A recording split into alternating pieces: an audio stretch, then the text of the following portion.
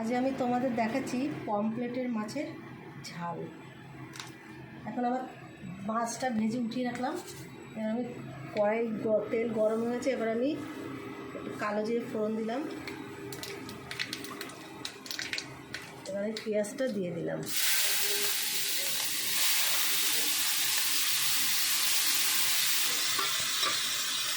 এখানে আমি মশলাটা পেস্ট করেছি, টমেটো, জিরে, লঙ্কা, আদা আর হলুদ দিয়ে আমি পেস্ট করে রেখেছি।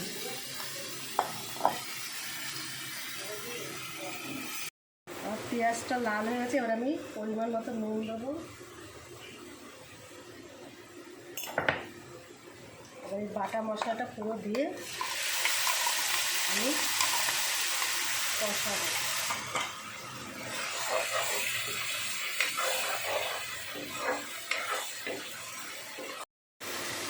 দেখুন আমার মশলাটা কষা হয়ে গেছে, তেল ছেড়ে দিচ্ছে। এবার আমি অল্প একটু জল দেবো।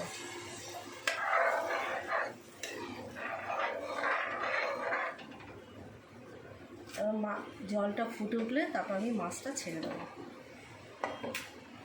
জলটা ফুটেছে, এবার আমি মাছটা দিয়ে দিচ্ছি হালকা করে।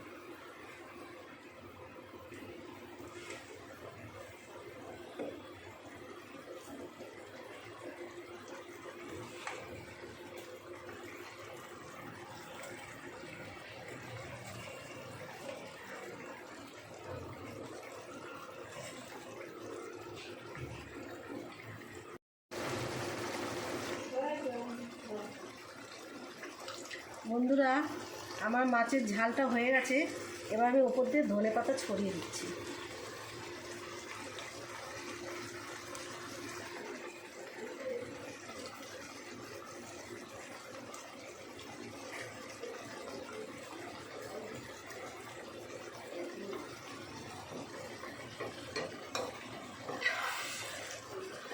আমার রান্নাটা হয়ে গেছে। আমার ভিডিওটা সাবস্ক্রাইব, লাইক, শেয়ার করবেন, আমার পাশে থাকবেন। আপনাদের কাছে অনুরোধ করছি, আপনারা পাশে থাকলে সব কিছুই ঠিক আছে।